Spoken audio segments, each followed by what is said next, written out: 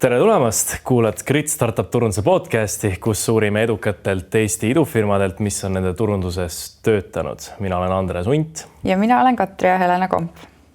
Ja nagu ikka on meie õpisaudile õla alla pannud Zone. Nii et aitäh sulle Zone ja Zone, nagu te teate, on ülilahe ettevõte, mis pakub internetiteenuseid domeeni nime registreerimisest kuni siis kodulehe e-posti majutamiseni ja kodulehe tegemiseni välja ja kes teeb siin ülivägevaid igasugu asju ja meil on suur rõõm nendega koostööd teha.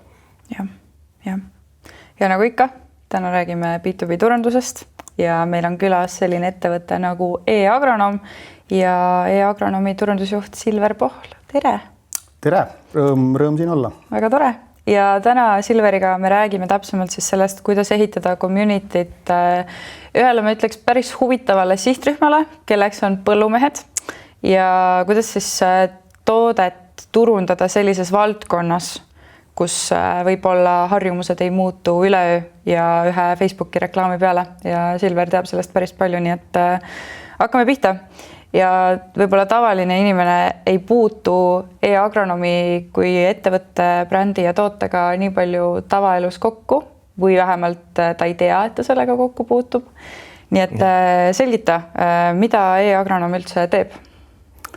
Ja, ma arvan, et mingis mõttes puutuvad kõik kokku. Ma just hakkasin ka mõtlema, kui te seda ütles, tõesti mingi ala, ma ei tea, piim või mis iganes me... Just, et läbi toidu siis, eks, et kõigi meie lauale jõuab toit ja e-agronoomi klientideks siis täna on ikkagi põllumehed.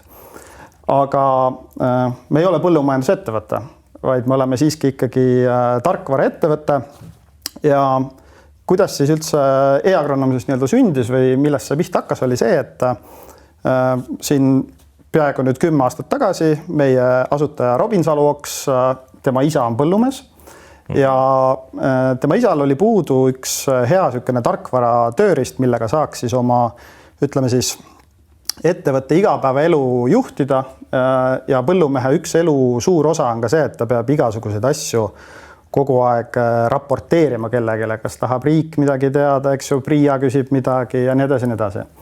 Ja kuidas vanasti seda põllumehed tegid, olid kuskil kaustiku nurga peal, kuidas siis ütleme niisugusel vahepealsel ajal seda tegid, oli Excel, mis oli juba väga suur edasiminek, aga sealt siis tuligi tegelikult e-agronoom mängu, kus siis sai ehitatud niisugune spetsiaalne nagu tarkvara selle jaoks.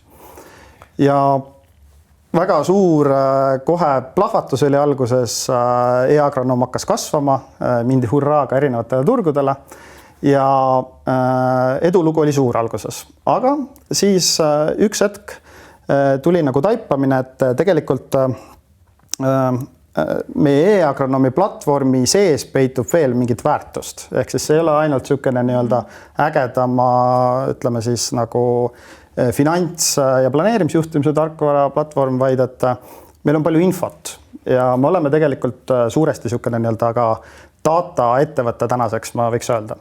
Ja mida me siis tegime, oli see, et tegelikult me tegime väikese nii-öelda switchi pivoti oma äris sellelt farm management software'i teenuselt. Me otsustasime, et me tahaksime teha midagi ära ka planeedi maa jaoks, ehk siis me tahaksime põllumajanduses, mis, kui sa hakkad nüüd nagu mõtlema, kui suured maa-alad maailmas põllumajandus katab, kui suur on see, ütleme siis üldse nagu mõju kogu sellel äril, siis me tahaksime nagu selles mingi suure muutuse teha. Ja samal ajal oligi tegelikult hakanud tekkima niisugused asjad nagu süsinikukrediidid, süsinikuturg ja nii edasi. Ja me otsustasime siis, et me hakkame põllumajanduses täpselt seda sama suunda ajama. Sellest on saanud täna meie põhitoode, meie põhiäri. Me oleme 10 Euroopa riigis, meil on paar pilootriiki Aafrikas, meil on täna 3500 klienti, 2,5 miljonit hektarit põllumaad on meie platvormil ja me nüüd iga aasta kasvame. Ja kui startupist rääkida, siis tavaliselt küsitakse ka, et kus te siis rahastuse maal olete või kas te juba majandate ennast ära, siis täna me tegelikult ikkagi sõltume jätkuvalt veel investorite rahadest, kasvupotentsiaal on suur, aga me oleme siis nüüd hetkel just alustanud kaasamist B-rahastusraundi. Nii et oleme siia välja puretanud selle 10 aastaga. Päris lahe, et teil on nagu räägi veidi, mis nagu nendest sammastest see äri siis nagu täpsemalt nüüd koosneb, kui nüüd veel korra vaada veidi seda pilti. Ja, piltlikult öeldes on siis niimoodi, et ma räägin siis süsinikuprogrammist, mis on meie, eks ju, see põhiäri. Kui täna nüüd põllumees tahaks saada ka sellest hüvest osa, ehk siis, et ta teeb mingit tööd, mille tulemusena siis on võimalik luua süsinikukrediite, mida saab siis, eks ju, maha müüa.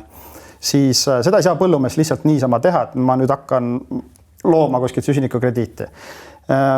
On olemas tegelikult maailmas kõigepealt sellised organisatsioonid, kes töötavad välja sellised nii-öelda reeglistikud, mille põhjal siis saab püsti panna näiteks ühes riigis süsinikuprogrammi ja see süsinikuprogramm siis on tegelikult see, kuhu sa saad hakata siis võtma sisse erinevaid põllumehi. Ja täna on siis see protsess niimoodi, et süsinikuprogrammi arendajad oleme meie, e-agronom, aga siis põllumehed on need, kes siis liituvad programmiga ja hakkavad siis põhimõtteliselt oma jalajäljega tegelema. Kuidas see käib? See käib niimoodi, et meie oleme siis ühelt poolt nagu sellises nii-öelda nagu nõustaja rollis. Meil on oma agronoomide tiim, meil on mullateadlased, meil on niisugune väga tugev põllumajanduse ekspertiis sees ja selleks, et saada siis ühte süsinikukrediiti luua, on sul vaja väga kindlaid praktikaid teha, millel on taga niisugune väga teaduslik metodoloogia, mida töötab siis välja seesama standardi väljaandja, kes siis ja see metodoloogia siis tegelikult nagu on mingis mõttes niisugune nagu usalduse garantii seal taga. Et sisuliselt me anname siis põllumehele need juhised, ta hakkab selle jalajälje nimel siis töötama ja see protsess algab niimoodi, et alguses mõõdetakse ära niisugune nii-öelda baseline, mis on täna selle konkreetse, ütleme siis põllumajandustootja jalajälg ja nüüd siis, kui ta teeb aasta otsa mingit tegevusi või 5 aastat mingit tegevusi, siis eeldus on see, et see, eks ju, see jalajälg läheb alla poole. Ja tegelikult siis iga ühik, mis sa suudad siis, eks ju, seda nagu allapoole minna, selle tulemusena sa saad krediiti toota. Nii et see on niisugune protsess, kus on vaja siis tegelikult jällegi meie tarkvara ühelt poolt, sellepärast kuskile me kogume neid andmeid. Näiteks täna, kui võtad modernset traktorit, siis kui traktor alustab mingit tööd, siis seda andmestikku saab saata automaatselt meie platvormi. Mis tööd tehti, kui palju kulus kütust ja nii edasi, nii edasi.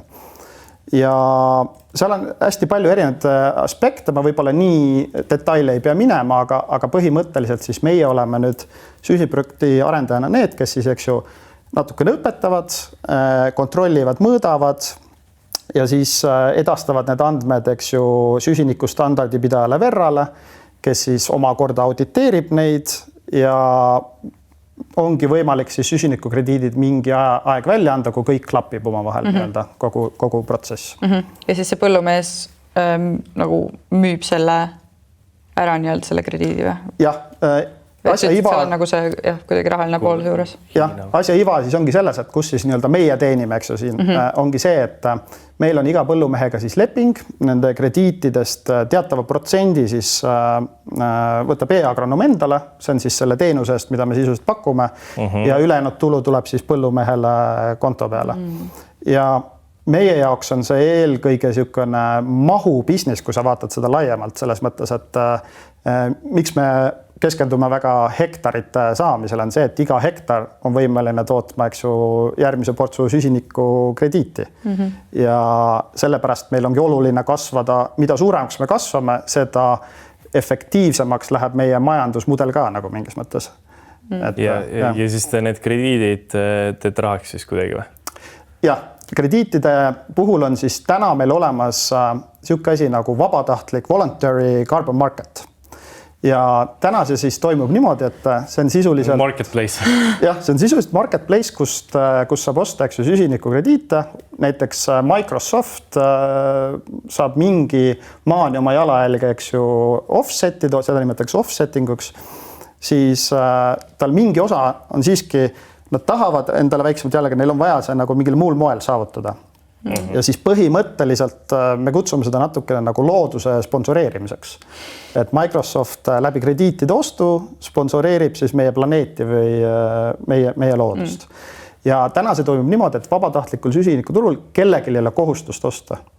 Aga see on pigem siis selline, ütleme siis surve võib tulla nagu poliitiliselt või siis enda ettevõtte nagu sellised nii-öelda ambitsioonid, et me tahame, meie jalajälg oleks väiksem või siis mõnel on ka väga selgelt turunduslik, ehk siis nad tahavad, et nende kliendid teaksid, et me hoolime sellest, näiteks ma ei tea, lennundussektor on ju sinna ja siis need ostud toimuvad niimoodi, et mitte, et nüüd üks põllumees müüb Microsoftile oma, eks ju, ma ei tea, 500 krediiti ära, vaid see toimub ikka niimoodi, et suur hulk põllumehi ühes riigis panevad, eks ju, krediidid kokku sisuliselt ja see müüakse suure hulgana. Aga selle krediidid kokku panebki agronoom, on ju? Sisuliselt küll, jah. Meie kui projekti arendaja, eks ju, paneme selle kokku. Ja te panete selle kuhugi, kuhu te siis selle müüki panete? See on siis mingi eraldi keskkond või? Mingisugune CO2marketplace.com või? Jah, on küll selliseid tegelikult selliseid nii-öelda saite, aga tegelikult see on selline high level business suhete teema. Ehk siis, et on olemas nagu tegelikult ka sellised ettevõtted, kes on näiteks sellele spetsialiseerunud. Meil on ka üks konkreetne partner, Šveitsi ettevõte, kes on maailma suurim, kes tegeleb selliste krediitide müügiga. Muuseas, nende endine asutaja on meie nõukogu juht tänaseks. Ehk siis täna meil on näiteks nendega leping, et nemad tegelevad müügiga. Aga meil on ka nüüd just hiljuti, me võtsime palgale, kuna me andsime esimene krediit välja, meie enda inimese, kelle nagu eesmärk ongi see, et ta on tegelikult 20 aastat tegelenud erinevate süsiniku jalajälje ettevõtlusvormide asjadega, tal on väga palju sidemeid. Tema nagu eesmärk ongi meil ettevõttes, et need tehingud saaksid toimuda. Ja mingis mõttes on hea, kui me need tehingud sõlmime juba varakult ette ära, sest kui siis krediidid tulevad, me saame selle tehingu kohe lõpuni viia. Okei, ja põhiraha teil ettevõttes, see agronoomi tulebki sealt või? Tulebki nendelt selle süsiniku krediidi müügist, mitte mingit tarkvaratasudest? See hakkab tulema. See põhiraha hakkab tulema, sest me andsime alles oma esimesed krediid välja, eks ju, nüüd see jaanuar, aga senimaani meil on, ütleme siis, meil ei ole kuhugi see meie legacy business kadunud, et see tarkvara business on meil ikkagi olemas ja me isegi plaanime sellega ka laieneda, aga me vahepeal nagu võtsime nii-öelda pivoti raames väga selge fookuse süsinikuprogrammile. Ja. Ei, no see tundub nagu ülipull ärimudel, et selles mõttes nagu väga huvitav, et aga kuidas see pricing või see toote tarkvara hinnastusloogika teil on üles ehitatud? Meil on, ta on selles mõttes klassikaline SaaS äri, eks ju, et meil on oma paketid, põllumees siis tegelikult, ma võib-olla defineerin veel korraks sellega lahti, et me räägime nagu, et põllumees. Esiteks ma ei taha naisi diskrimineerida, suured ettevõtted. Aga põllumees võib tähendada täpselt seda, et see on 40 ettevõttega põllumajandusettevõte või siis veel suurem, on ju. Aga samas see võib ka tähendada, et ma ei tea, isa ja poeg ja isa või isa ja vanaisad. Ehk siis meil on nagu seal sees on eri siuksed nii-öelda sihtgrupid. Ja siis vastavalt vajadusel tegelikult ongi see, et kui sa oled väiksem ettevõtte, väike põllumees, sul on vaja mingit teatavaid funktsioone, mida suurem sa oled, seda professionaalsem sa oled tõenäoliselt, seda rohkem sa tegelikult vajad ka nagu datat, et oma mingeid otsuseid teha.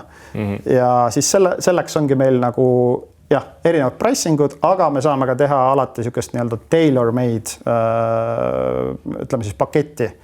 Et siin me oleme ise hästi paindlikud nagu sellega. Sa korra juba ütlesid, et see põllumees ei tähenda nüüd ühte konkreetset inimest, on ju, et see võib olla ka suurem ettevõte, aga kes on see persona, kes seda süsinikuprogrammi kasutab ja kellele te siis turundate? See on meil olnud pikka aega niisugune hästi nagu raske teema iseendale, et kellele siis seda põllumajandusettevõttes nagu turundada, et kas see on siis, kui on suurem ettevõte, seal on tööl oma agronoom näiteks, eks ju. Aga üldjuhul see ikkagi taandub omanikule, me oleme sellest aru saanud. Sellepärast, et omaniku nagu otsene huvi on ikkagi siis enda ettevõtted kuidagi nagu kasumlikumaks muuta, tema on see lõplik kasusaaja, ehk siis, et temal on see põhiliselt suunatud. Aga lihtsalt, et vahepeal see omanik vajab tõuget võib-olla oma töölistelt. Ehk siis me tegelikult me üritame nagu community building'u mõttes neid kõiki kaasata, aga konkreetselt ikkagi ütleme äriotsused siis tulevad sealt omanikust. Okay. Ja millised on teil need peamised sihtriigid, kus siis täna sina enda turundust suunad, on millised? Noh, selles mõttes, et meil on Euroopas võib-olla see jagunemine on niisugeste nagu turu suuruste järgi, et Euroopa kõige suurem, kui me jätame nüüd hetkel Ukraina välja, kõige suurem niisugune põllumajandusturg meie jaoks on täna ikkagi Poola, mis on tõesti suur põllumajandusmaa. Aga kui ma juba Ukrainat mainisin, siis me tegelikult teeme äri ka Ukrainas. Ja me oleme seal kohal samamoodi, meil on põllumehed, eks ju, süsiniku programmis tegutsevad, toimetavad. Aga nagu me kõik teame, seal on olud keerulised, eks ju, et me pigem oleme seal ka kindlasti selles vaates, et kui see sõda nüüd ükskord loodetavasti läbi saab, et siis me oleme juba kohal. Aga teiste suurte turgudena ma mainiksin näiteks Hispaaniat, jälle väga, väga suur põllumajandusmaa. Ma arvan, me sööme kõik, ma ei tea, tomateid talvel, mis tulevad Hispaaniast või siis kõik, mis on eks ju viljatootmisega seotud. Siis Rumeenia on väga suur riik ja noh, loomulikult me oleme terves Baltikumis olemas, Rootsis toimetame, Tšehhis, Moldovas, ehk siis neid riike on palju, aga mis tähendab meie jaoks turunduse jaoks ka seda, et neid kultuure on palju. Ja see, kuidas sa turundust teed, on vahepeal ühes riigis täiesti erinev, kuidas sa teed teises riigis. Ehk siis me oleme nagu mingis mõttes kogu aeg loonud sellist oma rätseplahendust igale riigile, sest meie toode nõuab seda, et meil ei ole ainult niisugune saastoode, mida me saame hästi lihtsalt müüa, vaid meil on nagu vaja seal kuidagi seda teistmoodi teha natukene. Räägi, mis need turundussambad teil on ja mis need peamised turunduskanalid siis on, mida te kasutate? No meie üks kõige põhilisem võib-olla ütleme vaade sellele kogu turundus on see, et sest nagu me tahame eelkõige kogu aeg turundust vaadata nagu tervikuna, et see ei ole nüüd niimoodi, et meil on eks ju mingi üks väga kindel tehniline tegevus, mis toob meile kasu, vaid me vaatame seda nagu tervikuna ja miks me seda teeme, on see, et meie äri on niisugune väga pikaajalise nagu rütmiga. Ehk siis, et kui me oleksime piimamüüjad, siis on väga lihtne, et sul on toode valmis, see on poes, seda müüd, sa saad seda turundada, sa saad pakendit, ma ei tea, muuta, mängida sellega. Aga meil on vahepeal, ütleme siis turundustsükkel väga pikk, mis tähendab seda, et näiteks, et põllumees, kes mõtleb selle peale, et tulla süsinikuprogrammi, siis see võib võtta tal aega näiteks 1,5 aastat, kui ta esimest korda kuuleb sellest. Võrdlemisi traditsioonilised on põllumehed, nad nagu ei ole väga varmad kohe pardal hüppama. Ja üks asi, mida me enne ka ei maininud, on see, et kui sa näiteks tuled süsinikuprogrammi, siis see ei ole nii, et sa tuled aastaks, vaid sa tuled ikkagi ala 5 aastaks või 10 või 20. See on nagu pikk commitment. Pikk commitment, mida nagu võtta. Ja siis meie oleme oma turunduses nagu jõudnud selleni, et meil kõige tulutoovam tegevus suurest plaanist on see, et kui me ikkagi loome nagu mingit communityt, ehk siis me vaatleme e-agronomi kui mingis mõttes sellist mitte põllumehele nagu teenusepakkujat, vaid me oleme tema partner. Ehk siis meie aitame sul süsiniku tulu teha, meie aitame sul mulla seisundit parandada, meie aitame sul oma ettevõtet paremini juhtida läbi tööriistad ja nii edasi. Ja millele see siis taandub, kui me nii-öelda selle suuna enda jaoks võtsime, on see, et me teeme palju ikkagi sellist nii-öelda sisuturundust. Ehk siis sisuturundus selles mõttes, et me toodame õpetliku sisuga midagi, mis siis põllumehele annab nagu mingit lisandväärtust. Ja sama lugu on siis tegelikult nende üritustega. Ehk siis need üritusi me teeme selleks ja lisaks nendele 2 tegevusele on meil väga niisugune suur, ütleme siis asi, mis meid võib-olla eristab isegi ka nagu ütleme tavalisest tarkvara ettevõttest, me oleme ikkagi tegelikult ju päeva üks tarkvara ettevõtte, on see, et me korraldame põllukatseid erinevates riikides. Ja mida põllukatse tähendab, on see, et kui näiteks Lõuna-Hispaania põllumees tahaks saada mingit infot, siis tal ei ole väga palju peale hakata sarnase põllukatsega, kui see on tehtud Eestis. Ehk siis, et kliima on erinev, muld on erinev, kõik on erinev. Ja mida me põldudel katsetame, on siis tegelikult need samad praktikad, mida me tahame, et põllumehed muudaksid süsinikuprogrammis olles või mida nad peavad muutma, et krediiti toota, siis me tahame, et nad nagu ise ka usuks või näeks oma silmaga, et jah, näed, sihuke katse ja sa saad katse teha 1 korra aastas. Ehk siis, et me peame neid planeerima. Et see on niisugune suur nagu süsteem, mida me selles mõttes nagu ehitame. Ja võib-olla ma lõpetan nagu selle osas sellega ka ära, et see ei tähenda, et me ei teeks nagu muud digiturundust. Meil on, eks ju, sotsiaalmeediakanalid, meil on oma uudiskirjad, me teeme nagu kõike selles mõttes, minu mõttes nagu klassikalist turundust, me kõik seda teeme. Aga jah, et me vaatame nagu niisuguse suure tervikuna kõike. Aga kuidas sul, kui on nüüd näiteks sisuturundusüritused, need põllukatsed, et mis see nagu proportsioon nende vahel on või see ajaline jaotus pluss siis need tavalised tegevused? Me üritame tavalisi tegevusi nii palju automatiseerida kui võimalik. On esimene asi. Me teeme ka koostööd agentuuridega mõnes riigis, kus me siis ostame mingid teenused sisse, näiteks Google'i reklaame, eks ju, ja nii edasi. Aga ajalises mõttes ma arvan, et meie kõige suurem siis ütleme, meie turundustiimi kõige suurem niisugune nagu ajainvesteering on kogu aeg ikkagi selle õpetliku sisu kokkupanemine. Ja see ei ole selles mõttes nagu nii lihtne valdkond, mida teha, kuna iga põllumees on tegelikult nagu mingis mõttes ju oma valdkonna nagu ekspert, ehk siis tema ei taha saada mingit niisugust general mulli. Ta on terve elu tegelenud sellega. Absoluutselt. Tal on nagu see, et kes te noored mingi startup olete, et me õpetame, et ei tekiks seda nagu muljet, siis meie püüame nendega kogu aeg rääkida nagu professionaaliga.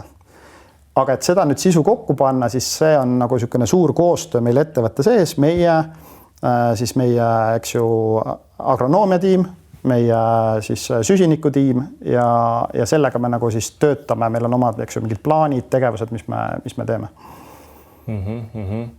Aga kus need kasutajad siis peamiselt, ütleme, kui te teete nagu neid erinevaid asju, kus nad peamiselt tulevad? Liidide mõttes siis või? Jaa. Meil tegelikult, jah, meil on nagu jaotus on niimoodi, et meil on, eks ju, marketing qualified leads ja sales qualified leads. Et mida me teeme, eks ju, me teeme päris palju näiteks mingeid metareklaame. Sellepärast, et põllumehed on, nagu ma mainisin, et nad on nagu ikkagi reeglina veel vanema generatsiooni inimesed, nad on traditsioonilisemad. Ehk siis me näeme, et nad on agaramad Facebooki kasutajad. Ja seal me kasutame erinevaid viise, me toodame samamoodi, eks ju, nii-öelda huvitavat sisu neile, aga me tegelikult kasutame näiteks, eks ju, lead-forme ja sealt me saame päris hästi, et ma just vaatasin, me panime uue kampaania käima, eelmine nädal Hispaanias me saime 1,5 nädalaga 160 liidi, mis on selles mõttes päris hea tulemus, et kui nüüd sellest 160 liidist üks tuleks kliendiks, siis on meil see kulu juba ära tasunud. Sellepärast, et kui sa vaatad seda süsinikukrediidi nagu potentsiaali, siis see ei ole nagu eriline suur kulu meie jaoks. See on nüüd üks viis.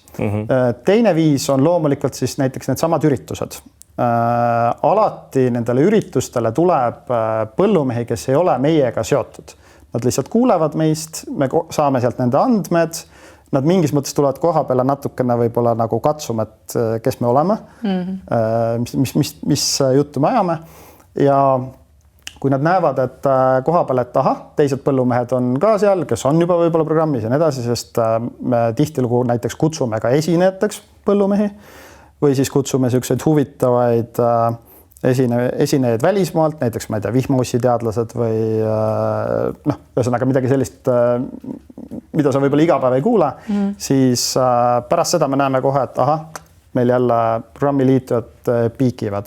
Ehk siis sellised tegevused nagu töötavad. Ja need üritused on füüsilised, eks? Füüsilised üritused, jah. Kuigi me teeme ka webinare, me teeme ka selliseid töötusi. See nagu suht palju erinevaid on neid turunduselemente, mida teete, kui suur teil see turundustiim on? meil on tiim ehitatud ütleme sellise nii-öelda nagu mitmeastelise tiimina. Et meil on in-house täna 3 inimest. Mina pluss siis 1 inimene veel Eestis, 1 inimene Poolas. Aga siis on meil niimoodi, et meil on erinevates riikides tegelikult siis freelancerid, kes on siis meie nii-öelda extended tiim. Miks me läksime nii-öelda seda teed, on see, et esiteks me kuidagi otsustasime, et me ei taha oma turundustiimi nagu meeletult suureks kasvatada, et meil on igas riigis turundusinimene, et meil on igas riigis, eks ju, võib-olla isegi mitu turundusinimest, aga me üritame nagu teha seda, et me mingid tegevusi siis ütleme koordineerime keskselt, aga et siis meil ikkagi on vaja seda keelelist pädevust ja meil on vaja kedagi, kes need asjad seal ellu viiks ja seda teevadki meile siis, eks ju, freelancerid.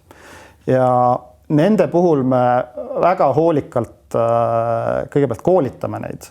Et ma ütlen, et ei ole väga, ütleme siis kerge leida tugeva turundustaustaga inimest, kellel on ka tugev põllumajandusliku arusaamise taust. Ehk siis selle me peame sinna nagu reeglina kogu aeg juurde panema.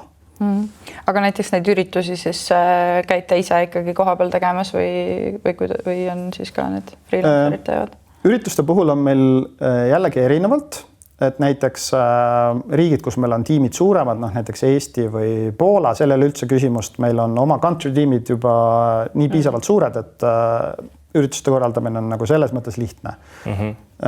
Riigid, kus meil on näiteks võib-olla ütleme 3 inimest tööl, näiteks country manager, agronoom ja account manager, seal me käime vahepeal ise appi, lendame kohale, aitame mingeid asju teha või teine asi on see, et me teeme koostööd ka edasimüüjatega, mis tähendab seda, et see võib olla näiteks, ma ei tea, kohalik suur seemnete müüja.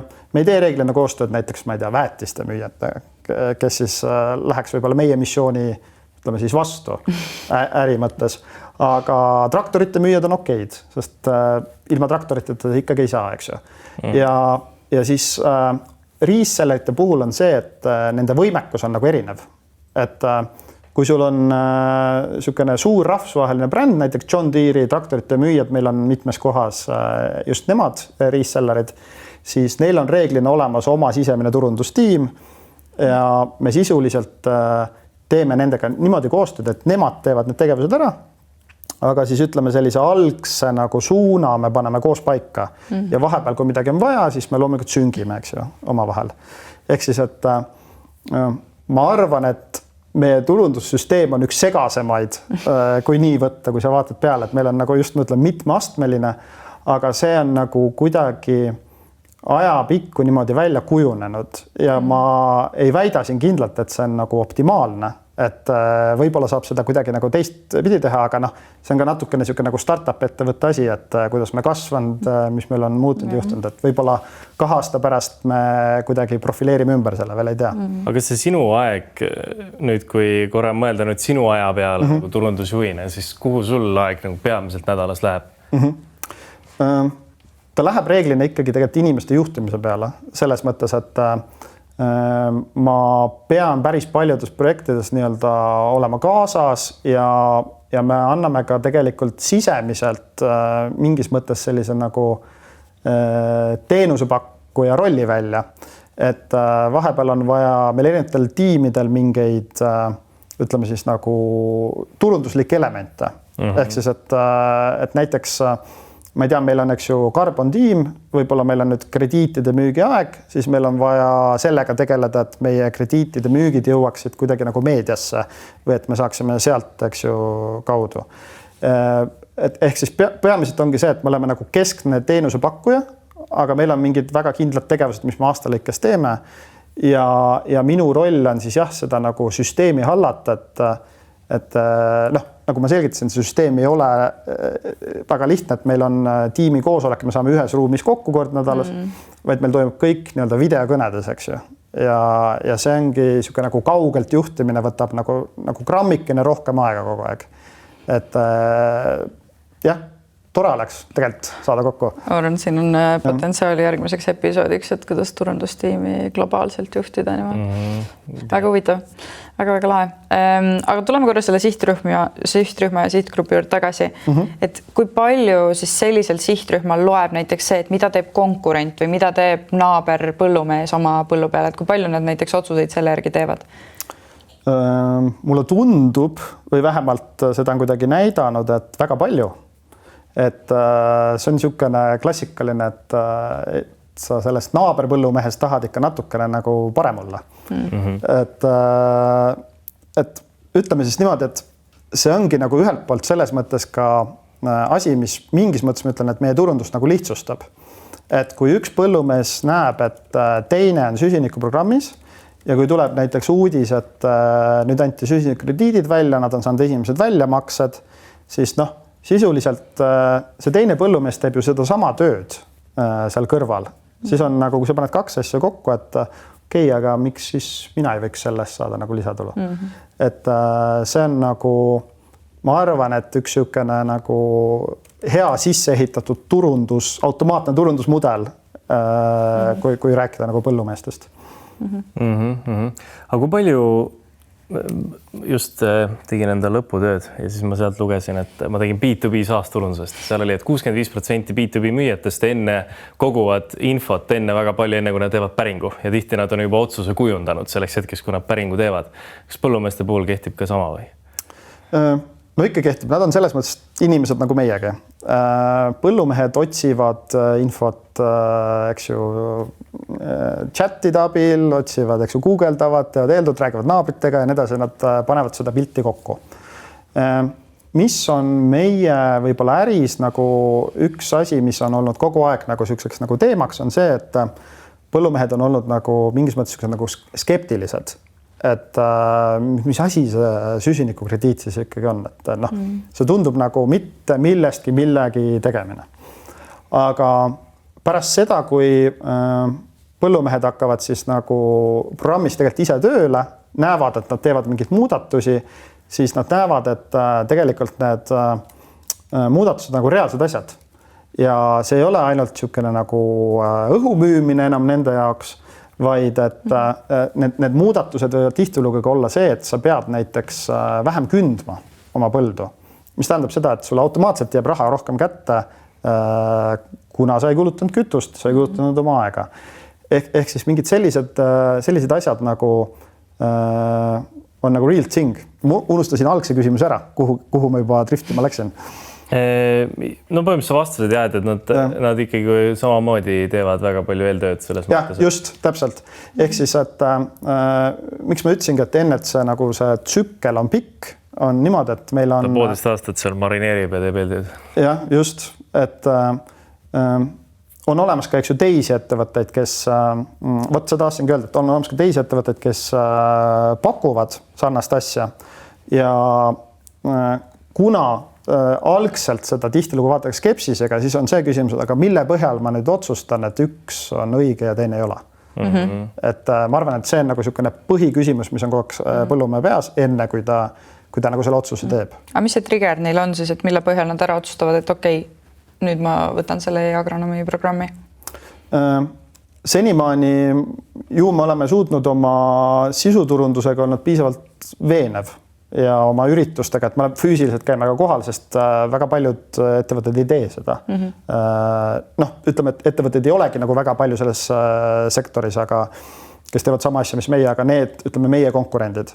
Et see on olnud üks kindlasti meie niisugune nagu eduvõtja, et me oleme nagu päriselt olemas nagu nende jaoks. Et see nagu võib-olla see, ma ei tea, kas siis MQL või SQL, et ta tekib ka seal üritusel, et võib-olla seal juba lüüakse käed, et okei, nüüd räägime va? Jaa, meil on mitmeid juhtumeid olnud see, kus just nägin, Poola tiimil oli väga hea video, kus nad olid sõlminud ühel üritusel ühe väga suure põllumehega, kellel on 10 000 hektarit lepingu ja siis nad koos tantsivad ümber laua. Et sellest on niisugune naljakas video. Saite seda enda järgmises reklaamis kasutada ka? Väga lahe. Aga räägi sellest MQL-i ja SQL-i liikumisest, et mis hetkel see marketing qualified lead siis näiteks müügitiimi lauale jõuab? No tegelikult ongi niimoodi, et meil on siis, eks ju, oma põhimõtteliselt Excelit, kuhu me neid kogume turunduses ja loomulikult meie see põhiküsimus on see, et kas need marketing qualified leads lõpuks osutuvad ka siis, eks ju, sales qualified leadsideks, ehk siis kas nad konverteeruvad klientideks ära.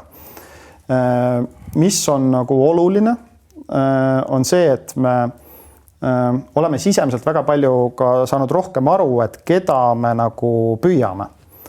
Et me ei taha tegelikult endale saada klienti, kes liitub süsinikuprogrammiga, aga ta ei ole tegelikult motiveeritud tegema neid tegevusi, seda nagu päris muutust.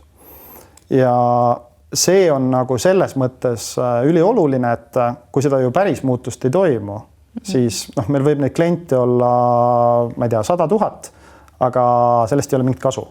Et lõpuks seda ei saa ju maha müüa, on ju. Just. Ja loomulikult meil on mingid omad kriteeriumid, on mingid, eks ju, palju sul hektareid peaks olema, et üldse liituda programmiga ja nii edasi. Aga põhimõtteliselt me nagu koordineerime seda ka tihti niisuguse nii-öelda müügipoolega, ehk siis, et müük kindlasti peaks rääkima seda juttu, et see ei ole nagu lihtne teekond, kuhu sa nii-öelda liitud, aga kui sa liitud, siis sul on võimalik saada väga palju hüvesid.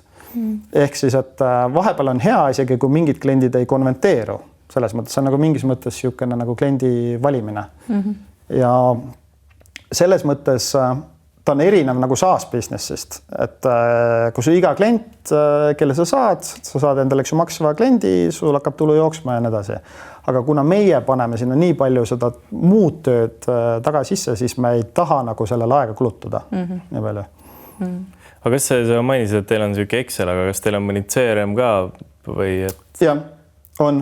Meil on oma, eks ju, andmebaas ja mis siis praegu on üks asi, mida me tegelikult... Mis te kasutate andmebaasina? On teil Intercomi oleme kasutanud praeguseni. Aga mida me tahame teha, on see, et me tahame kuidagi nagu terviklikuma vaate luua enda jaoks nüüd lähiajal ja läbi selle just, et ma olen enam igas ettevõttes on praegu käimas väikene niisugune transformatsioon AI tööriistadega seoses, eks ju. Ja meil on sama asi, et me tegelikult tahame nagu natukene parandada saada paremat arusaamist, et kus meil on vahepeal, kus meil see klient nagu ära kukub. See on see, mida me vahepeal, ütleme siis, me ei tea, kuna see tsükkel on nii pikk, et kui sa nagu võtad näiteks aastas, isegi kui sa võtad 3-kuuse tsükli, siis seal, ütleme, neid touchpointe lugeda, see on nagu juba keerulisem.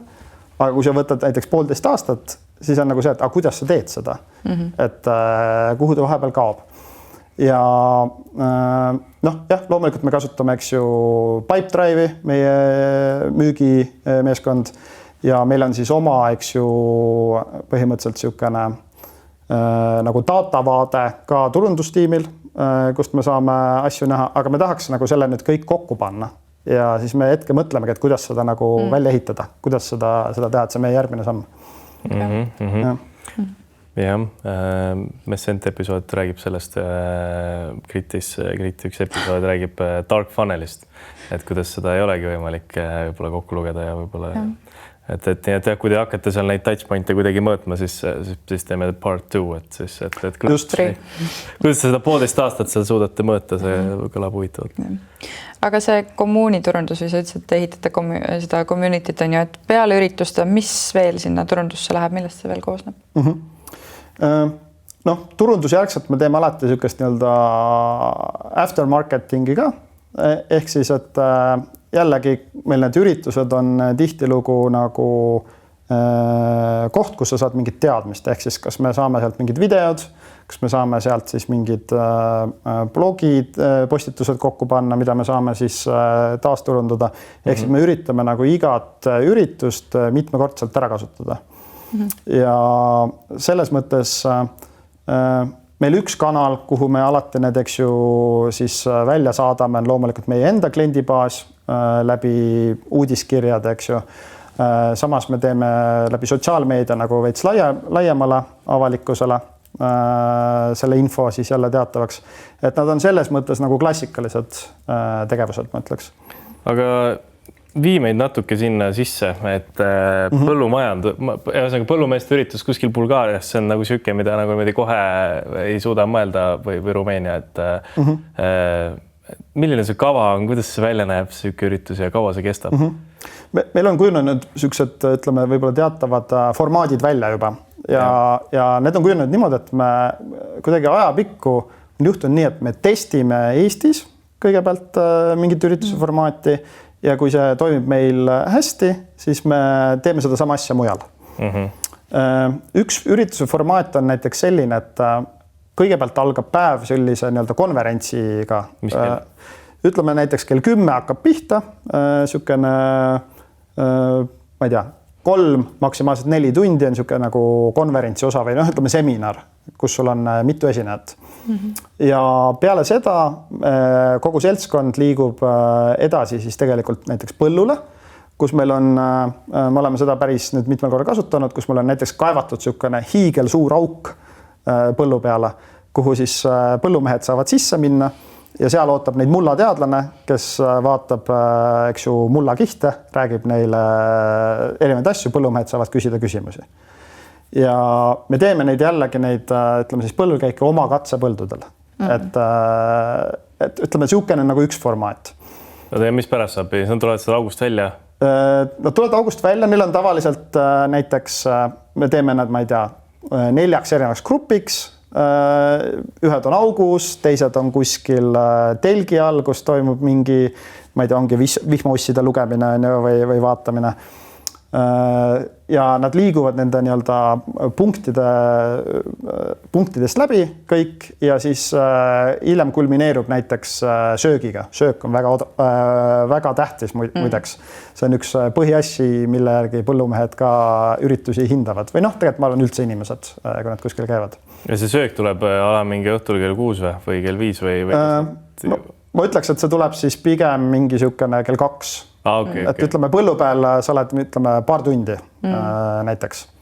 Aga kokku on siukene, jah, 6-tunnine päev umbes.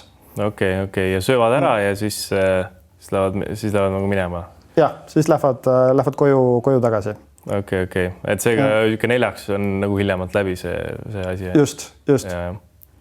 Ja mis on huvitav põllumeestega seoses on veel see, et kui on väga hea ilm ürituse päeval, siis on suurem oht, et põllumehed ei tule. Kas te oskate öelda, miks? No jah, saagipäev on. Saavad oma põllul töötaja sellel päeval. Täpselt niimoodi. Saa raisku lasta ja süksid päev ja neile kulla hinnaga. Ma olen Clarksoni farmist vaadanud seda. Täpselt. Nii et vihmane ilm on nagu perfektne ürituse korraldamiseks. See on vist nagu ainus valdkond, kus vihmane ilm on nagu super. Üli hea tegelikult tõesti ja vaadata hakast välja, näete vihma, yes. Päike on väljas, see on mingi. Just, siis on kindlasti alati oht suurem, et osad jätavad tulemata. Aga kui keeruline on neid üritusi siis skaleerida erinevates riikides? Sa enne ütlesid ka, et riigid on nagu hästi erinevad, on ju? Ma ütleks, et see on väga aeganõudev töö tegelikult. Seda tööd on võimalik teha ainult läbi väga tugeva planeerimise, ehk siis me planeerime pikalt ette, meil on sisuliselt mitmeaastane nagu turundusplaan selle jaoks tehtud, aga see turundusplaan loomulikult alati tegelikult kokkuvõttes nagu muutub palju, aga oluline on see, et meil on nagu mingi plaan ees, sest siis me suudame oma ressurssi jagada erinevate riikide vahel nagu kuidagi ära. Kui pikka plaanid ette teete? Meil on sisuliselt siukene tugev aastane kalender ja siuke, ütleme siis, veidi udusem 2 aasta vaade. Et umbes niimoodi. Ja mitu seda üritust aastast te korraldate? See oleneb muidugi aastast, eks ju natukene, aga kokkuvõttes ma ütleks, et umbes 30 üritust aastas. Päris korra. 30 üritus kõigi riigi peale kokku, on ju? Kõikide peale kokku, jah. Palju umbes ühte riiki mahub üritusi? No eks ta sinna mahubki näiteks a la 3 üritust, aga mõnes riigis on lihtsalt 5, teises on, eks ju, 2 on ju. Et umbes niimoodi tuleb. Aga siis ikkagi nagu päris tihti just ma kujutan ette, et Eestis sul on ainult teatud hooaeg, kus sa saad neid üritusi seal põllu peal korraldada, et või on seal või kuidas teil nende hooaegadega on? Jah, selles mõttes küll. Õnneks on erinevad riigid on natukene nagu erineva hooajalisusega, et kui meil on, ma ei tea, veebruaris on, eks ju, siin süvatalv, siis Hispaanias tegelikult ei ole niimoodi. Ja sa saad selles mõttes natukene nagu mängida selle hooajalisusega, aga ütleme, põhiliselt on ikkagi kas siis kevad või sügis need aknad, kus siis nagu midagi korraldada. Ja miks? Sest kevadel on kogu see külvamisperiood, selles mõttes nagu põllud aktiivne keskkond ja sügisel on siis nii-öelda see saagi koristamisperiood selles mõttes nagu midagi vaadata, midagi teha. Et jah, käib nagu selle kogu, ütleme siis põllumajanduse käib natuke käsi käes kogu see asi. Ehk siis teie turundustsükkel on kogu aeg on go, et sükest väga mingit rahulikku aega ei paista?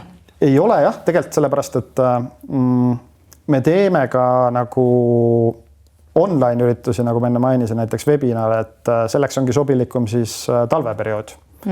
Et me mingis mõttes nagu, meil ei ole nagu otseselt low seasonit, aga meil ei ole ka nagu päris high seasonit selles mõttes, et meil oleks näiteks, et meil on juuni, juuli, august nagu tohutu tamp, aga meil on üsna nagu täis kogu see kalender ikkagi aasta lõikes, kui nii vaadata. Aga olete te selles mõttes, kuidas nende ürituste tulemuslikkust on, et kas see ongi siuke väga pikaajaline vaade või te olete juhtumisi äkki ka kuidagi arvutanud ka selle mingit, ma ei tea, cost per acquisitionit välja või kuidas? Kusjuures me alguses tegime seda. Me alguses tegime, et vaatasime, et tegelikult ju see üritus toimub e-agronoomi eelarvelistest vahenditest tuleva rahaga ja me küsi ju mingit pileti hinda põllumeestelt selle eest. Ja siis me alguses vaatasime, et palju me nüüd siia investeerime, et mitu liidi me järgneva 2 nädala jooksul saime, üritasime nagu seda teha. Aga kui me saimegi aru sellest, et see müügitsükkel on nii pikk, siis meil nagu kuidagi kadus see mõte ära seda teha. Sest me teame, et see nagu mõjutab, aga seda on väga raske mõõta, kui oluliselt see siis nüüd nagu kohe mõjutas midagi. Ja lõpus, kui see päring tuleb, et kui suur osa oli nüüd, ma ei tea, kodulehe blogiartikil ja kui osa sellele, et ta seal august käis. Et jah. Aga milline see järeltöö nende põllumeestega on, et sa küll põhjus mainisid, aga kas nad liiguvad kohe siis nagu müügitiimile, müügitiim kohe tallab peale neile 2 nädala jooksul või? Sisuliselt küll. Me liigutame nad kohe müügitiimi alla ära. Me täna turunduses ei tööta nendega edasi. Selles mõttes, et me võtaksime nad näiteks mingi eraldi, ma ei tea, kuhugi uudiskirja alla või me ei tee uudiskirjaga, ütleme siis avalikult kõigile. Me teeme täna uudiskirja ainult oma klientidele. Ja sellel ongi nagu see põhjus, et meil on väga palju sükest nagu spetsiifilist infot, mida me tahame oma klientidega jagada ja kõik muu me hoiame nagu nii avalikuna. Ehk siis kõik muu on meil blogis, kõik muu on meil, eks ju, saadaval sotsiaalmeedias ja nii edasi. Aga see, ma ei ütle, et see nüüd ei oleks nagu võimalus, mida ei võiks ära kasutada. Pigem on see, et me lihtsalt ei olegi nagu selleni jõudnud. Et meil on niisugune nagu hullupööra meeletu laienemine olnud vahepeal. Ja ma arvan, et sinna siis on järgmine see, kuhu me tahame minna ja siin on meil ka üks väga konkreetne plaan, mida me tahame jällegi läbi siis AI võimalust ehitada. Et meil on siin hetkel just siuke protsess käimas endal. Korra lihtsalt, et konteksti hoomata, et kui palju siis sellel näiteks ühel üritusel neid inimesi või liide käib? Näiteks Eestis, ma toon näite, et me tegime just 2 nädalat tagasi, meil on Rannus, mis on Elva ligidal niisugune väike kohake, on meil oma demofarm ja demofarm siis meie mõistes jällegi koht, kus me teeme katseid, aga demofarm ta on meie ainus nagu päris demofarm, sest meil on ta võetud nagu rendile pikemaks ajaks. Ja seal me tegime siis sisuliselt niisuguse nagu ütleme siis külvamistehnoloogia päeva, kuhu me kaasasime partnereid ja sinna tulid siis kohale nagu suured traktorid, suured külvikud, põllumehed said neid näha, saavad näha, mis masinad teevad ja meil oli seal kohapeal umbes 160 põllumeest. Wow. Mis on päris suur üritus. Aga meil on väga palju suurem, kui ma arvasin, ma mõtlesin mingi 20 inimest. Ma mõtlesin ka mingi 30 inimest tuleb kokku nagu. Ja päris suured, aga suurematel üritustel meil on ka olnud ala 350 põllumeest, et mis on nagu tõesti suured üritused juba selles mõttes, et sa pead mõtlema, et kuidas parkimine on. Inimestel on vaja WC-d kasutada, et käsi pesta, toitlustuslaua. Laugus ei saa käia kõik. Aga kuidas kui palju seal üritusel üks toote müümist toimub? Et jah. Praegu sa seda konverentsi osa, siis on auk ja siis on söök, aga... Meie ise ei tee seda. See on meil kindlasti strateegiline valik olnud üldiselt. Et kuidas me jällegi alguses tegime seda, oli, et meil oli üritus, meil oli seal... sühinikuprogrammi pakkumine mingi näiteks protsendiga alla, kui sa täna liitud üritustel olas, aga see ei toiminud. Sest me nägime, et jällegi kõik taandub sinna, et põllumees ei ole valmis tegema seda otsust seal koha peal. Eriti kui ta on veel uus põllumees, siis ta ei tee seda. Ja meie täna ikkagi hoiame seda ürituste nagu sellist vaibi, me hoiame ikkagi sellist, et sa tuled sinna nagu teadmisi saama. Ja see toimib nagu meie jaoks paremini. Okay. No suured üritused teil, et kui nüüd keegi, kes kuulab ja mõtleb, et okei, ta tahaks üritusturundust hakata rohkem tegema või selliseid üritusi korraldada, siis mis on sinu mingid sellised do's and don'ts soovitused, millega, ma ei tea, sa oled ise võib-olla vastu näppe saanud või mis sa nagu algajale või uuele ürituskorraldajale ütleksid? Kõigepealt ma arvan, kõige olulisem on see, et asjad võtavad kauem aega, kui sa arvad. Eriti kui sa nagu näiteks ei ole varem korraldanud. Ehk siis, et kui sa tahad midagi korraldada, siis võta maksimaalselt pikk aeg, mis sa saad selle asja planeerimiseks. Kui sa oled juba kogenum, sa tead umbes, kuidas mingid asjad lähevad, toimivad, siis see aeg kindlasti lüheneb. Teine asi on võib-olla see, et meil on olnud sisemiselt väga palju sellest abi, et meil on välja töötatud niisugune konkreetne ürituse planeerimise nagu vorm, mida me kasutame oma tiimi juhtimiseks, kus on siis, eks ju, ma ei tea, marketingi osa, kus on mingid tehnilised osad, kus on siis, ma ei tea, mingid muud vaariajupid, mis sellega kaasas käib. Ehk siis sisuliselt nii kui meil ürituse projekt tegi radarile, me paneme selle ürituse sinna nii-öelda vormi, täidame ära ja siis me hakkame regulaarselt sünkima, tegema mingid tegevusi, et need reaalselt nagu seal toimuksid. Jälle saad ära märkida, see on tehtud, kõik on korras. Ehk siis kokkuvõttes seal ei ole midagi nagu keerulist, aga planeerimise võti on see, et sul on see asi nagu detailselt lahti kirjutatud. Et kui sa selle teed ära, siis tegelikult ütleme see oht, et sul kasvab see üle pea, on palju väiksem kokkuvõttes. Kas teil on selle esinejatega tihti, mis juhtub selliste asjadega või hirm on see, et need esinejad, kes sa palud sinna rääkima, nad räägivad igavat juttu. Kuidas te seda olete taganud, et nad ei teeks seda? Kusjuures see on väga hea küsimus. Tõesti on niimoodi, et ma olen ise ka käinud näiteks konverentsidel, kus vaatad, jumala huvitav teema ja kuulad seda ja mõtled, et mis teedega ei ole huvitav. Et miks ma oma aega siin raiskan. Me üritame enne, kui me selle inimese esinema kutsume, me üritame saada tema kohta mingi referentsi. Eriti hea, kui on mingi video olemas, kui on midagi, kus me näeme, kus ta on nagu rääkinud. Ja reeglina, kui sa selle due diligence'i teed ära, siis üldiselt meil ei ole nagu õnneks nagu faili olnud, kus nagu ise ka vaatad kõrvalt, et vaatad, et tegelikult oleks saanud kellegi või oleks võinud kellegi teise kutsuda sinna rääkima. No siis on hästi. Kas see on ka üks soovitus, mis võtta kaasa, ma võtan siit kaasa, et see üritus peaks toimuma nii-öelda nagu in-field või et ei tasu teie puhul ka teha kuskil konverentsisaalis pintsakutes seda üritust, vaid et just see, et sa kutsudki nad põllule, siis põllumehed ka tunnevad, et see on nagu vähem aja raiskamine nende jaoks. Me väldime üsna teadlikult näiteks ükseid fancy'si konverentsiruume. Me pigem teeme kuskil, ma ei tea, rahvamajas selle. Et me vaatamegi mingi kohalikus piirkonnas, mingi laheda koha, kus on nagu sellist hõngu. Ja see läheb meie enda nagu sihukese brändi feelinguga nagu ka väga hästi kokku, sest meie nagu brändi üks loosungid on olnud kogu aeg, et farmer first. Ja me tahame, et need ka üritused tunduksid nagu põllumeeste mõned.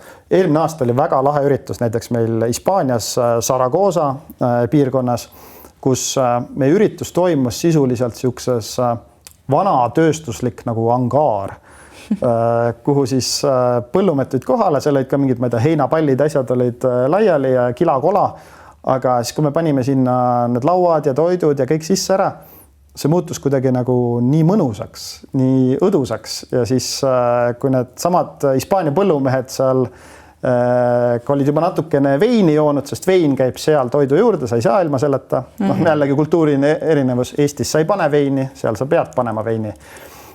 Siis see nagu muutus siukseks nii mõnusaks ürituseks, et väga lahe on sellist asja näha.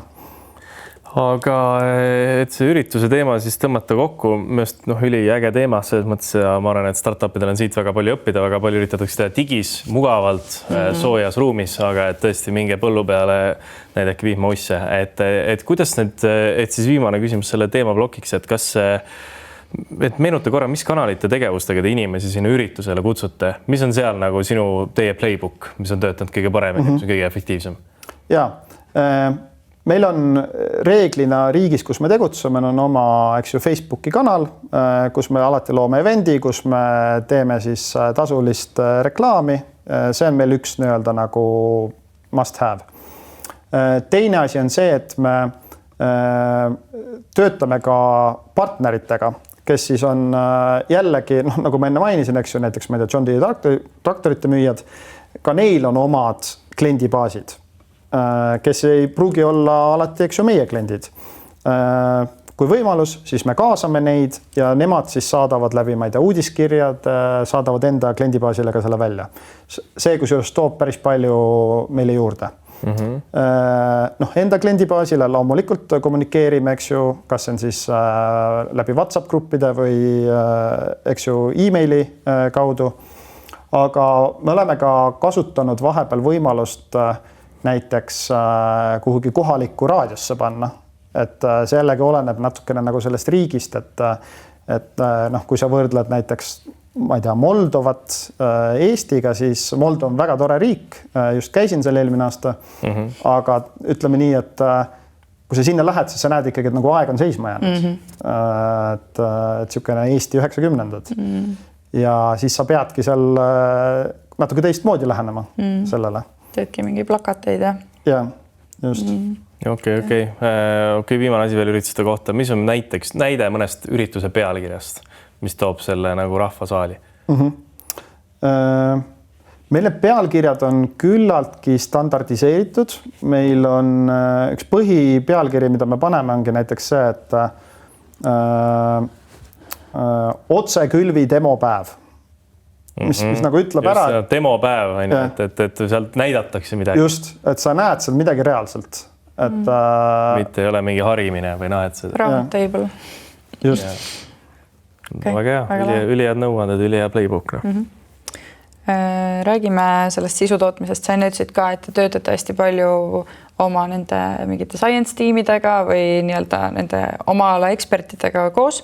Ma tahaks teada, kuidas see koostöö teie vahel välja näeb, sest hästi palju, mida startupid näevad, on see, et teised tiimid võib-olla ei prioritiseeri turundust ja siis ei saada neid endaga koostööd tegema, ei saada nagu neid asju liikuma, et kuidas te seda teete ja kuidas see toimib? Kuidas te väldite Slacki ghostimist?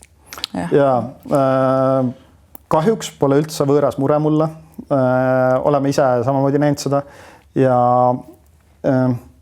ma arvan, et siin on meie puhul nagu siukene, ütleme siis nagu suunamuutus toimunud alates siis, kui me oleme kuidagi hakanud tegema mingit workshop'e koos, et muuta see asi mitte niimoodi, et see on turunduse asi, mida turundus vajab, vaid et see on asi, mis aitab meie ettevõttel nagu edasi liikuda.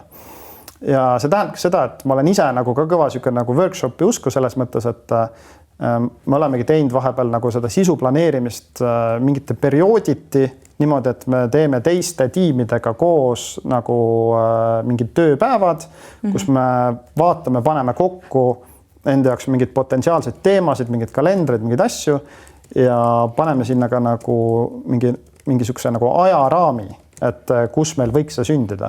See on muutnud sisu kokkupanemist nagu kergemaks. See on üks asi. Aga ikkagi ei ole see ideaalne, sellepärast, et reaalne elu lööb sisse ja jällegi on erinevad asjad erinevatel tiimidel, prioriteedid ja nii edasi.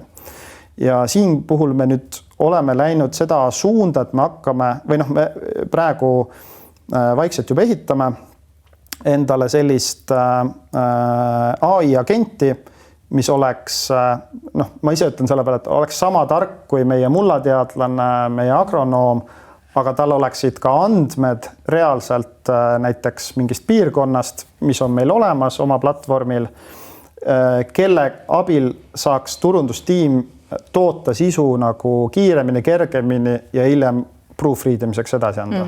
Geniaalne, ülihea mõte, sest igas ettevõttes sul on see, või B2B, sul on mingi tark vend, kes peab kogu aeg proofreadima su asju ja nüüd, kui sa suudad selle AI skilliks teha. Just. Seda me ehitame ja näiteks ma toon veel ühe näite, et mis skaalades praegu mõtleme on see, et kuna meil on palju riike, meil on näiteks 10 erinevat keelt Euroopas, siis kui sa võtad näiteks ühe termini inglise keeles ja sa tahad seda tõlkida teistesse keeltesse, võtame näiteks süsiniku, sõna süsinik, eks ju, carbon inglise keeles. Meil Eestis me saame väga hästi aru, kui me räägime näiteks süsinikuprogrammist, aga näiteks poola keeles süsinik tähendab, või carbon, neil ei olegi sõna selleks. Neil on sisuliselt see süsi, mida sa ahju paned, eks ju. Ja nad peavad seda nimetama nagu kuidagi teistmoodi ja keelte mingid eripärasused. Me tahame, et sellel agendil oleks ka nagu glossary of terms ilusti sisestatud kokkuvõttes, et kui me nüüd tahame selle contenti teistesse keeltesse laiali tõlkida ja samal ajal näiteks, et ta arvestaks mingit kohaliku riigi konteksti sinna, siis terminid peavad ikka paigas olema alati ja võt see on nagu üks asi, mis ma arvan, et teeb meie elu varsti palju-palju lihtsamaks. Aga et natuke anda skoopi ja võib-olla ka inimesi toetada, et kui nad kardavad, et nad panevad liiga palju aega äkki blogiartikli peale, siis palju teil töötunde läheb, et sünniks üks blogiartikkel, mille te publishite kodulehel? Ma arvan, et üks korralik hea artikkel vajab reeglina tihtilugu mitu korda ümberkirjutamist. Et sa kirjutad ümber selle, siis on hea, kui keegi seda tegelikult vaatab, annab mingi teise aspekti ja sealt siis edasi, sa saad seda parandada. Ma ütleks, et üks blogiartikkel sünnib sisuliselt 3 päeva. 3 päeva tööd umbes. Umbes mingi 24 tundi, siis keskmiselt mingi süke. Ja. Mitu artiklit kuus umbes avaldate? Ma arvan, meil on kuus umbes 10, mis me avaldame. Päris palju tööd.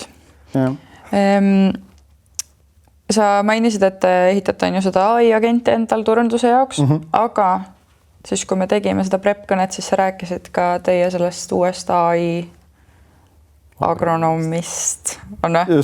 Ütlen õigesti või? Agronomist vist. Agronomist. Ja, AI agronomist. Inglise keeles öelduna. Räägi natuke lähemalt sellest, et mis probleemi te lahendate sellega ja mis see teeb? Ja, mis te arvate, mida põllumehed kõige rohkem vihkavad, kui nad nagu meiega koostööd teevad? Euroopa Liitu. See on kusjuures, ma arvan, kuskil seal topis. Regulatsioon. Aga mingit, ütleme, tegevust. Mingit, ma ei tea, ongi nende andmete sisestamist äkki või mingit Exceli tabeleid ja asju. Põllumehed ideaalis tahaksid teha oma tööd.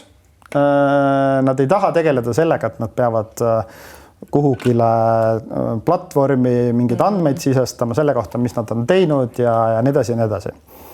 Ja lisaks sellele nad vajavad tihtilugu väga palju nagu nõu mingites asjades. Et okei, olukord on siuke, mis ma peaksin või noh, mis mul oleks kõige targem praegu selles olukorras teha, eks ju.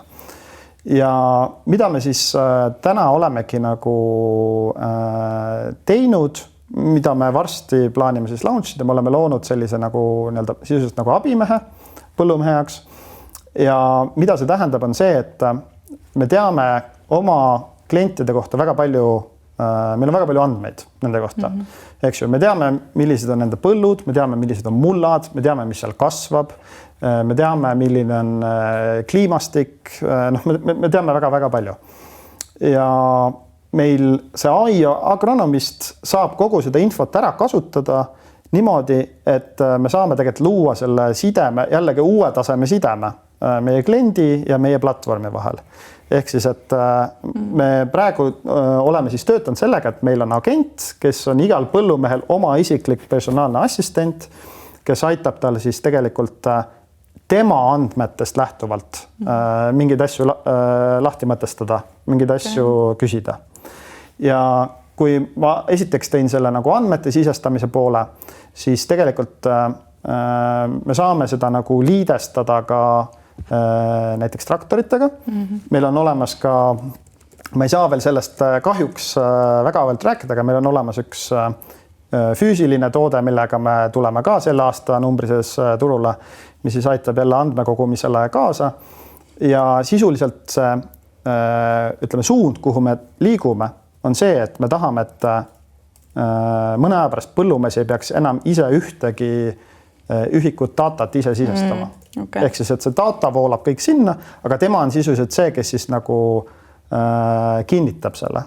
Et sisuliselt vaatab, üle okei, siuke datatrümi kohta jah, on õige või siis, et näiteks, et see oli vale, seda ma pean parandama, aga et sisuliselt, et me tahame ta sellest bürokraatlikust koormast nagu vabastada.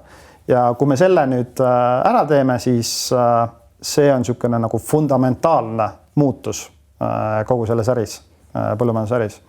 See on mega lahe, sest te teete sellega nagu oma toote nagu nii stikiks, et kui sa juba oled e-agronomi klient on ju, ja sul tulevad need uued asjad peale, siis sul ei olegi nagu põhjust ära minna, et see kliendi lojaalsus nagu... Sul on põhjust kogu aeg tulla sinna tootesse ka, üli hea mõte, et sa lood oma LLM chati või et sa nagu võtad GPT-lt kasutajaid ära.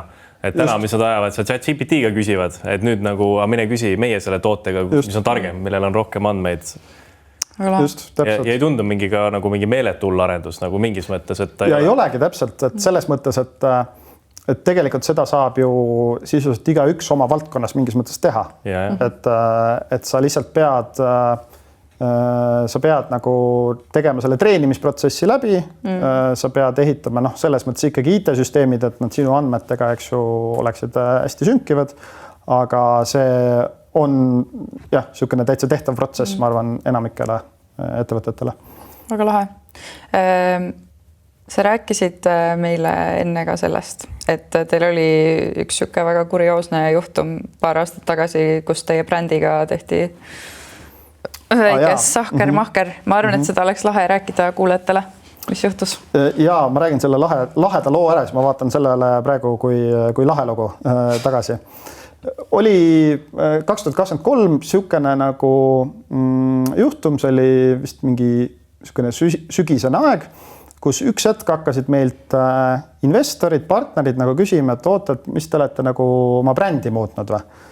Ja me ei saa nagu aru täpselt, et mis see nagu tähendab, et mis mõttes nagu brändi muutnud.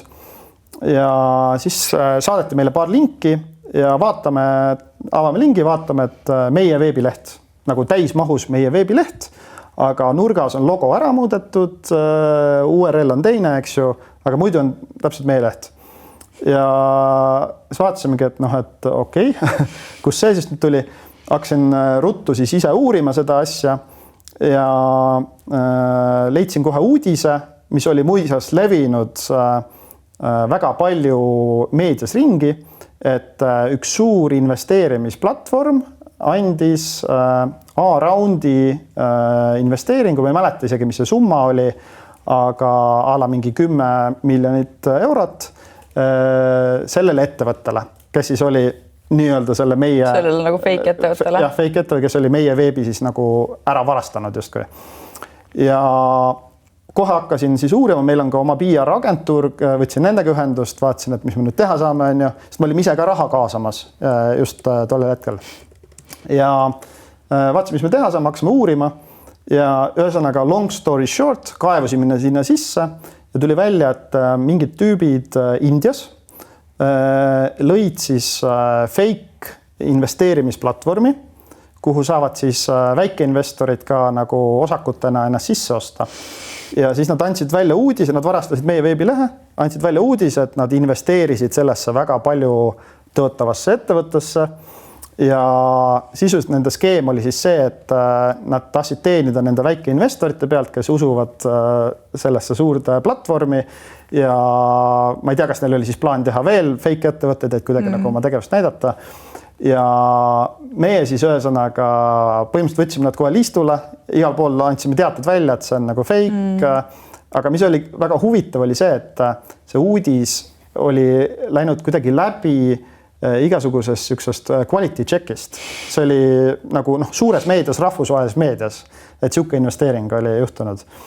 Ja see oli selles mõttes nagu siukene nagu pulljuhtum, kus me hästi kähku pidime ise tegutsema, sest meil oli endal mingid vestlused pooleli, mis oleks võinud nagu katkeda investoritega näiteks selle tulemusena ja oli siukene nagu väike nagu närvikõdi korraks. Täitsa kreisika. No siis ikkagi olete teinud piisavalt head asja, et jäite silma vaata kuskil. Ju siis, jah. No väga lahe, midagi sükest B2B turundaja, ebatraditsioonilist B2B turundaja iga päeva, muidu süke rutiinne tegevus. Aga kuidas te räägite täna maailma suurimate toidutööstustega nagu Mars ja Nestle näiteks, kuidas nemad teeni jõudsid, kuidas üldse jõuavad süksed nii high ticket kliendid? No näiteks üks meie investoritest on siukene ettevõte nagu Mondelez. Kas te olete Mondelezist kuulnud? Midagi? Ei ole. No võt, Mondelez on tegelikult väga paljude toodete taga. Näiteks kui sa lähed poodi, ostad Milka šokolaadi, siis need on kõik Mondelezi kontserni all. Aha. Ja maailmas ongi siukesed suured siis ütleme toiduainetööstuse ettevõtted, kelle aasta käive on siukene mitu Eesti riigi eelarvet, tohutud masinavärgid. Ja seal on nüüd üks teine, siis üks siukene nii-öelda nagu probleem, mida me näeme, et meie saame tulevikus aidata neil ära lahendada. Ja see on meil siis ütleme siukene üks uus suund, mida me ka oleme hakanud sisse töötama.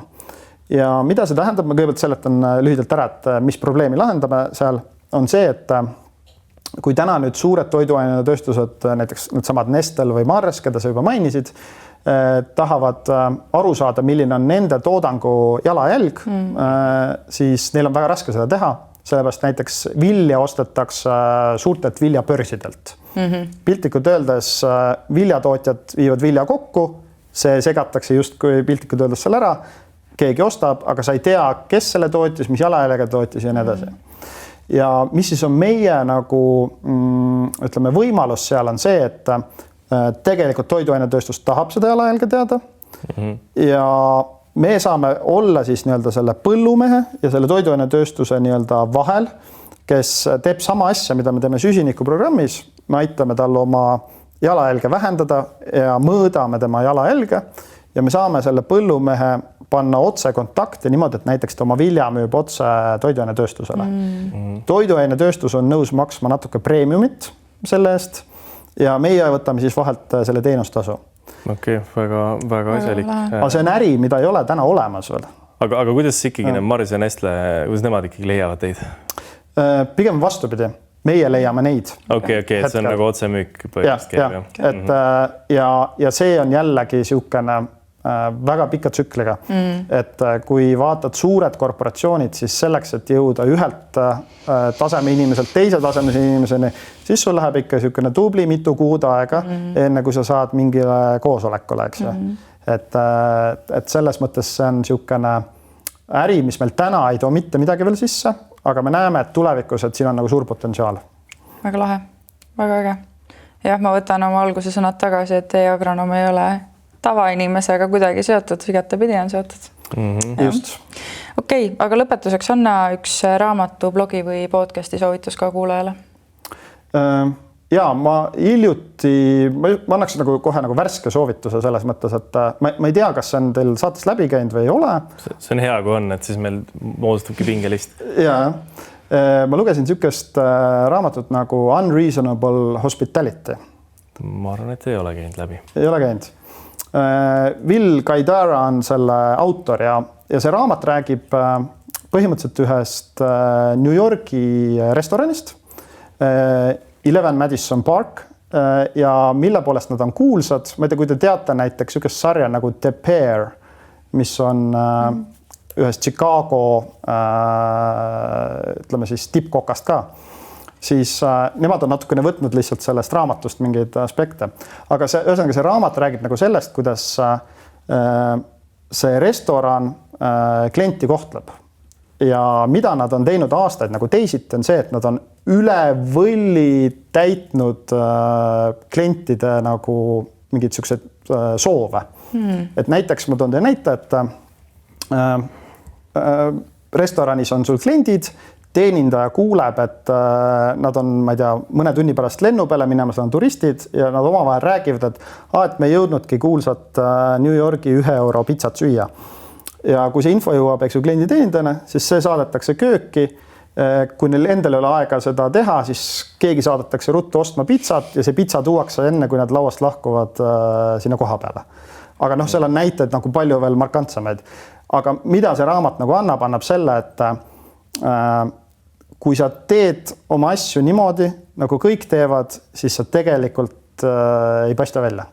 Ehk siis, et minu jaoks oli ülihuvitav lugemine, et kuidas mingitel asjadele nagu sellist peale kruvida, mingit uut taset. Väga lahe. Kõlab hästi. Aitäh. Aitäh sulle, Silver, et sa tulid meile külla ja rääkisid, kuidas asjad käivad. Ülipõnev oli, minu arust on lahe, mis te seal toimetate ja teete. Ja ma olen agronoomi Tartu poisina ikka vaadanud kogu aeg seda teekonda, nii et väga vinge.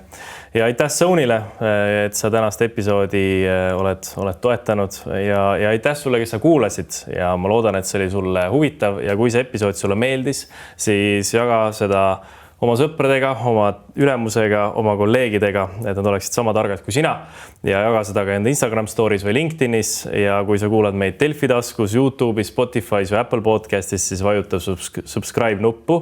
Nii sa kuuled esimesena, kuhu see startup turundus liigub, ei maga midagi maha. Nii et kuuleme järgmises osas, kus on järgmine huvitav startup turundaja. Olge tublid ja edukat turundamist.